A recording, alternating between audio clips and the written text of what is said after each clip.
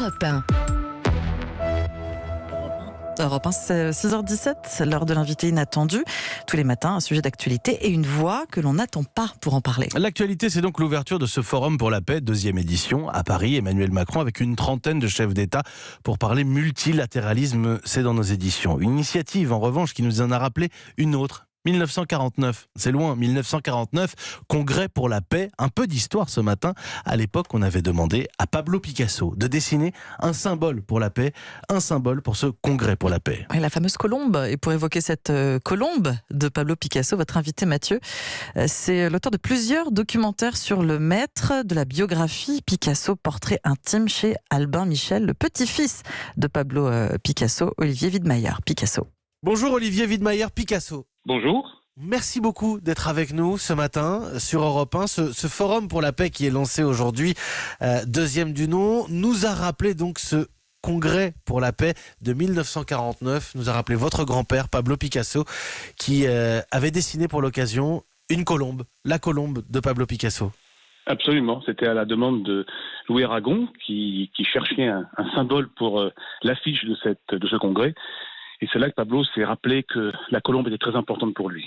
Alors Pablo Picasso, on sait son engagement évidemment auprès du Parti communiste, engagement politique, vous citiez Aragon à l'instant. Avant tout, Pablo Picasso était engagé pour la paix. Oui, en effet, mon grand-père disait qu'il était pour la vie contre la mort, pour la paix contre la guerre. Je pense que le Parti communiste représentait une forme d'humanisme à l'époque pour lui et pour beaucoup d'artistes.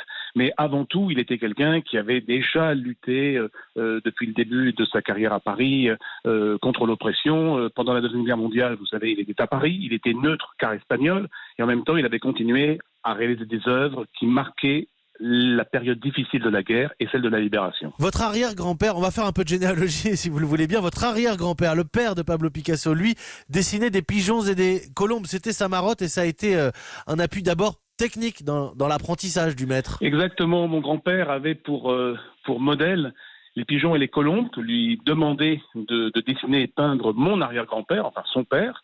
Et c'était quelque chose qui était naturel chez lui. Il faut dire aussi que la colombe, c'est la nourrice de Jupiter, c'est l'oiseau favori de Vénus. Et puis, dans la tradition catholique, c'est également, dans l'Arche de Noé, l'oiseau qui a indiqué que le déluge était terminé.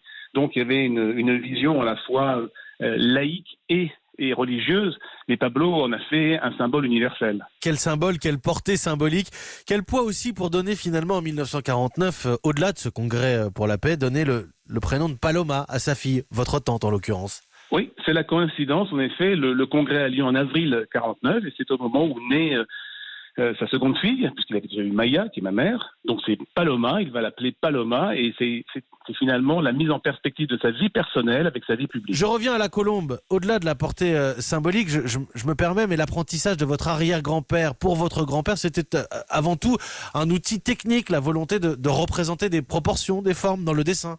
Pour Pablo, dès l'enfance, il y a une forme de talent incroyable. Son père, qui est professeur de dessin, se rend compte que c'est inhabituel. Il va donc d'abord le former à une forme d'académisme, à quelque chose qui va l'inscrire dans l'histoire de l'art. Et puis, c'est après avoir montré des talents exceptionnels, gagné tous les premiers prix d'école de beaux-arts, que Pablo va avoir envie d'écrire autre chose et sans doute de créer son propre langage. Mais la colombe restera toujours présente, puisqu'il y a un tableau très, très connu de 1901, L'enfant à la colombe, qui faisait partie de la collection Courtauld en Angleterre, qui est déjà la preuve que la colombe est pour lui un symbole d'innocence, un symbole de quelque chose à protéger et qui représente la paix.